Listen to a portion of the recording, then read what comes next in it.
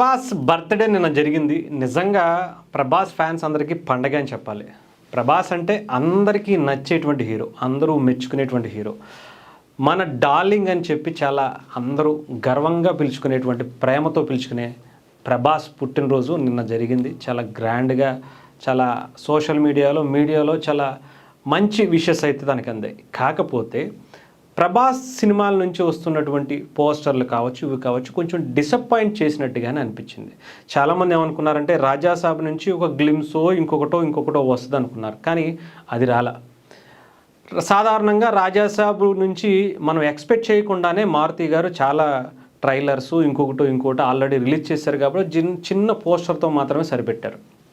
సరే, సందీప్ రెడ్డి వంగా ఉన్నాడు, ఆయన ఇంకేముంది, ఏదన్నా చిన్న గ్లిమ్స్ అన్న రిలీజ్ చేస్తాడు అనుకున్నారు. కానీ ఆయన రిలీజ్ చేసిన గ్లిమ్స్ చూస్తే పిచ్చెక్కిపోయింది. ఒక పోస్టర్ రిలీజ్ చేయకుండా జస్ట్ ఒక వాయిస్ ఓవర్ ఇచ్చాడు.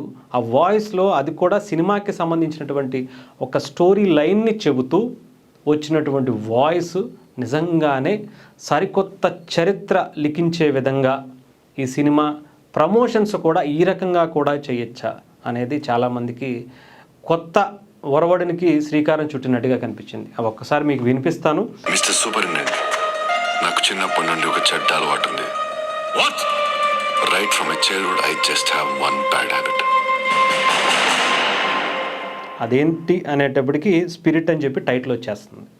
సో చాలా క్యూరియాసిటీగా ఈ సినిమాకి సంబంధించిన ఒక స్టోరీ లైన్ మాత్రం చాలా బాగా ఉంటుంది. అది కూడా ఒక వైల్డ్ యానిమల్ టైప్లో ప్రభాస్ గారిని చూపించబోతున్నారేమో అనుకున్నారు ఇప్పటివరకు. కానీ ప్రభాస్ వాయిస్ చూస్తే మాత్రం చాలా సాఫ్ట్గా కనిపించింది.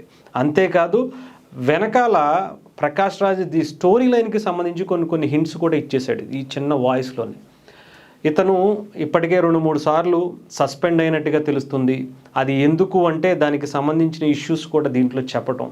సో ఒక టిపికల్ పోలీస్ ఆఫీసర్ స్టోరీ, అది కూడా ఒక ఐపీఎస్ క్యాడర్గా తనని చూపించబోతున్నారు. తను జైలుకి ఎందుకు వెళ్ళాడు, ఎందుకు ఇన్నిసార్లు సస్పెండ్ అయ్యాడు, అసలు ఆ స్టోరీ ఏంటి, ఆ బ్యాక్గ్రౌండ్ మ్యూజిక్ బీజిఎం కూడా ఒక కొత్త లోకానికి తీసుకెళ్లేటువంటి పరిస్థితి కనిపించింది. ఇప్పటి వరకు అర్జున్ రెడ్డి కావచ్చు, లేదంటే కబీర్ సింగ్ కావచ్చు, మొన్న వచ్చినటువంటి యానిమల్ కావచ్చు, సందీప్ రెడ్డి స్టోరీ అంటే ఒక హీరోని, ఒక విలన్ని ఎలా చూపిస్తారో మనకు తెలుసు.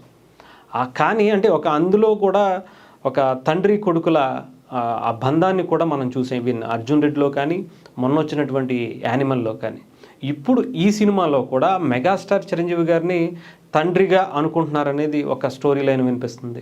ప్రభాస్ గారికి తండ్రిగా ఒక మంచి సెంటిమెంట్ పండించడంలో వీళ్ళిద్దరికీ సంబంధించినటువంటి స్టోరీ ఉంటుంది అని కూడా అంటున్నారు. దానికి చిరంజీవి గారు ఓకే చేశారా లేదా అనేది ఇంకా తెలియదు. కానీ నాకు తెలిసి ఇలా హీరో బర్త్డేకి ఇలాంటి ఒక వాయిస్ని వినిపించి గ్లిమ్స్ కింద రిలీజ్ చేసి ఒక చరిత్ర సృష్టించినటువంటి పరిస్థితి నాకు తెలిసి సందీప్ రెడ్డి వంగానేనేమో. ఈయన ఎప్పుడు కూడా ట్రెండ్ సెటర్ అవుతాడు, ఎందుకంటే పవన్ కళ్యాణ్ గారు ఫ్యాన్ అంటారు కాబట్టి ట్రెండ్ సెట్ చేయటంలో కొత్తగా ఒక సరికొత్త పందాన్ని తను ఎంచుకొని తన డైరెక్టర్గా ఇలా కూడా చెయ్యొచ్చా. అంతేకాదు వాయిస్ ముందు అంటే సినిమా ఇప్పటివరకు షూటింగే స్టార్ట్ అవ్వాల. ఈ స్క్రిప్ట్కి సంబంధించినటువంటి వర్క్ జరుగుతుంది, ప్రీ ప్రొడక్షన్ వర్క్ జరుగుతుంది. ఇక్కడ ఫౌజీ సినిమాకి సంబంధించినటువంటి ఆ సినిమా షూటింగ్ కూడా 50% పూర్తి అయిపోయింది అన్నారు. కానీ ఆ సినిమాకి సంబంధించి కూడా ఎక్కడ చిన్న గ్లిమ్స్ కూడా రిలీజ్ చేయలే. ఏదో ఒక చిన్న పోస్టర్ ఒకటి రిలీజ్ చేశారు తప్ప ఎక్కడా కూడా ఆ సినిమాకి సంబంధించి ఒక్క లుక్ కూడా సరిగ్గా బయటికి రాలేదనే చెప్పాలి. కానీ ఇంకా షూటింగ్ అవ్వనటువంటి ఈ సినిమాకి ఇలా ఆడియోని ముందే ఒక సీన్కి సంబంధించినటువంటి దాన్ని అంతా కూడా ఎలా చేశారు, ఏ రకంగా చేశారు, డబ్బింగ్ ఎలా చేశారు అనేది ఎవరికి అర్థం కావట్లా.